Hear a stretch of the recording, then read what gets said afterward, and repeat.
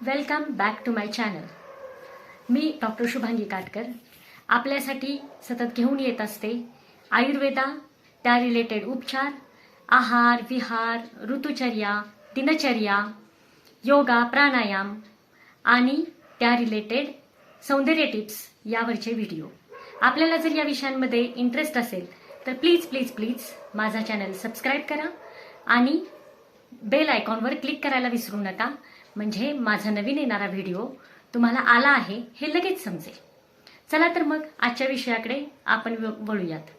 आजचा आपला विषय आहे पंचकर्म. खरं तर आयुर्वेद आणि पंचकर्म ह्या आपल्या अगदी पुरातन काळच्या वैद्यकीय चिकित्सा आहेत, परंतु मधल्या काही काळामध्ये या चिकित्सांचा खरंच आपल्याला सगळ्यांना विसर पडलेला होता. परंतु आता परत एकदा नव्यानं आपल्याला या सर्व चिकित्सांचा किती छान उपयोग होतो आणि आपण या चिकित्सांच्या मदतीने संपूर्ण आरोग्याची पुनःप्राप्ती करू शकतो. अगदी निरोगी विना औषधाचं असं आयुष्य सुरू करू शकतो. आजारातून मुक्त पूर्णपणे होऊ शकतो. या गोष्टीचं आता सगळ्यांना महत्त्व पटू लागलेलं आहे आणि त्यामुळं परत एकदा सर्वजण आयुर्वेदा आणि पंचकर्म या चिकित्सांकडे वळू लागलेले आहेत.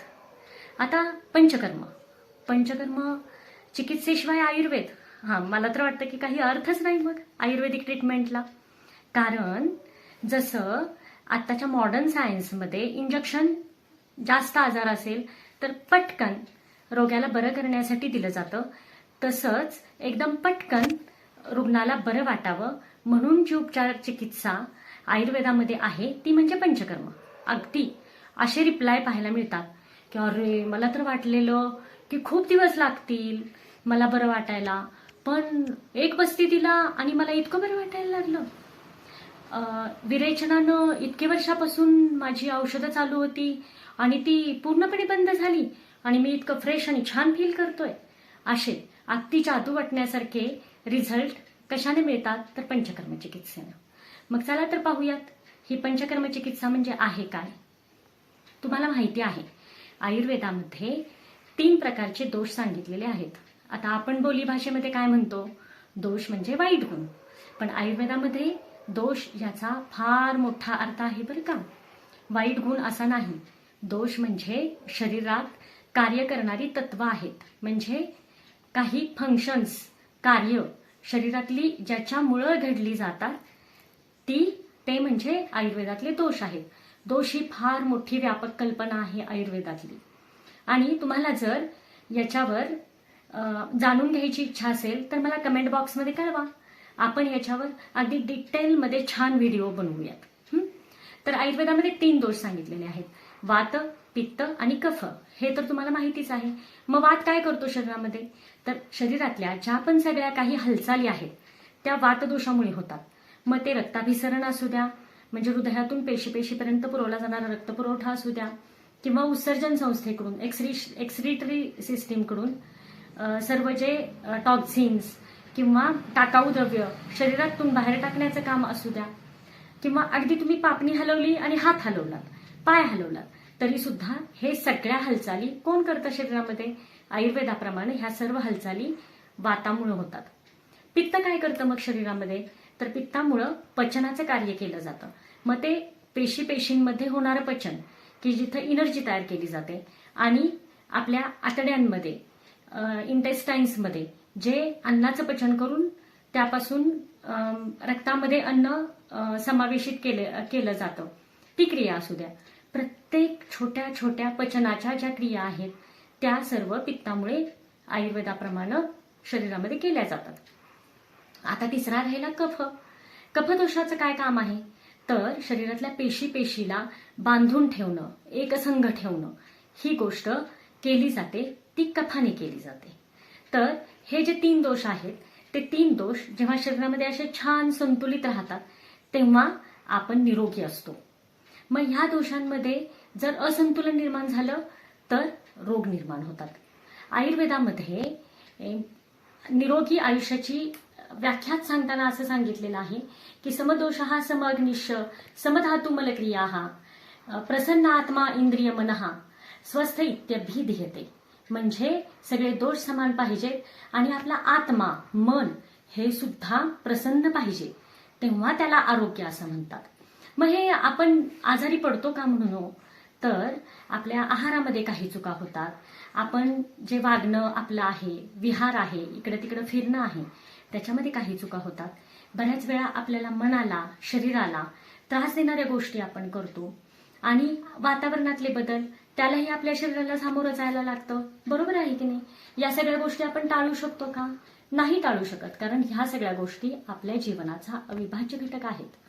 मग या सर्व गोष्टींमुळं होतं काय, काही दोष वाढले जातात किंवा काही दोष कमी होतात आणि मग त्याच्यामुळं दोषांचं जे संतुलन हवं आहे निरोगी राहण्यासाठी ते राहत नाही आणि मग तयार होतात व्याधी. मग हे दोष संतुलन करण्याचं अगदी झटपट आणि छान पद्धतीनं काम केलं जातं ते पंचकर्म चिकित्सेनं केलं जातं. मग काय केलं जातं पंचकर्म चिकित्सेमध्ये, तर समजा पित्त वाढलेलं आहे, तर ते वाढलेलं पित्त शरीरातून काढून टाकण्याचं काम विरेचन चिकित्सेद्वारे केलं जातं. विरेचन म्हणजे काय आहे, तर शास्त्रोक्त पद्धतीनं म्हणजे आयुर्वेदामध्ये या सर्व गोष्टींचं अगदी व्यवस्थित कसं करायचं, काय करायचं, त्याला किती दिवस लागतील, ह्या सगळ्या गोष्टी नमूद केलेल्या आहेत. त्याप्रमाणेच या सगळ्या क्रिया करायला लागतात. तर विरेचन म्हणजे जुलाबासाठी औषध देणं आणि पोटातून वाढलेलं पित्त जुलाबा वाटे शरीरातून बाहेर काढून टाकणं. कफ वाढलेला असेल तर काय केलं जातं, कफ वाढलेला असेल तर वमन नावाचं पंचकर्म केलं जातं. तर मग त्याच्यामध्ये काय केलं जातं, तर औषध दिलं जातं रुग्णाला आणि वाढलेला कफ उलट्या करवून शरीरामधून बाहेर काढून टाकला जातो. त्याच्यानंतरचं पंचकर्म आहे बस्ती. बस्तीमध्ये काय केलं जातं, तर वाढलेला जो वात आहे त्याचं संतुलन करण्यासाठी मेडिकेटेड तेल, काढा यांचा इनिमा दिला जातो, त्याला म्हणतात बस्ती. त्याच्यानंतर रक्तमोक्षण. रक्तमोक्षणमध्ये रक्त जे दूषित झालेलं आहे ते शरीरातून बाहेर काढलं जातं. आणि त्याच्यानंतरचं शेवटचं 5वं पंचकर्म आहे नस्य. नस्यमध्ये नाक जे आपलं आहे ते आपल्या ह्या पूर्ण शिरोभागाचं प्रवेशद्वार आहे असं आयुर्वेदामध्ये सांगितलेलं आहे. आणि या प्रवेशद्वारामध्ये वेगळ्या वेगळ्या प्रकारचे स्वरस, वेगळ्या वेगळ्या प्रकारची चूर्ण किंवा तेल नाकातून आतमध्ये सोडून ती पूर्ण शरीरामध्ये किंवा मेंदूपर्यंत पोहोचवली जातात. या पंचकर्माला म्हणतात नस्य. तर मग हे सर्व जे पंचकर्माचे प्रकार आहेत ते करण्याची अगदी शास्त्रोक्त विधी सांगितलेली आहे. या प्रत्येक पंचकर्मचा काळ, वेळ, ऋतू ह्या सगळ्या गोष्टी आयुर्वेदामध्ये नमूद केलेल्या आहेत. तुम्हाला याच्याबद्दल आणखीन जाणून घ्यायचं असेल, तुमच्या काही शंका असतील तर मला कमेंट बॉक्समध्ये नक्की कळवा. आपण त्याच्यावर व्यवस्थित आणि छान व्हिडिओ बनवून त्या सर्व प्रश्नांची उत्तरं देऊयात आणि नक्कीच आपण आयुर्वेदाच्या मदतीनं पूर्णपणे निरोगी आयुष्य जगूयात. चला तर मग एक पाऊल टाकूयात आरोग्याकडे आयुर्वेदाच्या मदतीने. नमस्कार.